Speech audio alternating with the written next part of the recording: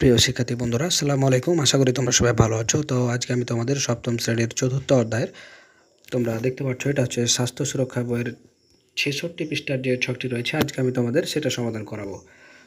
তো চলো যাই আমরা ছকটি সমাধান করে। তো তার আগে একটা কথা বলে রাখি, আমরা তোমাদের সমস্ত বইয়ের সমাধানগুলো করে দিয়েছি।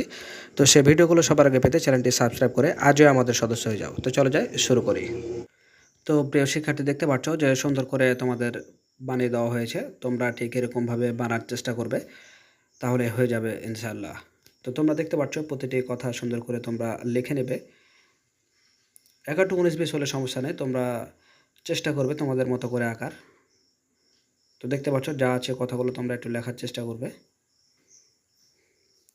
তারপরে কিন্তু এটি কিন্তু সুন্দরভাবে তৈরি হয়ে যাবে। তো প্রিয় শিক্ষার্থী, আমরা কিন্তু প্রতিনিয়ত এরকম ভিডিও আপলোড করে আসছি।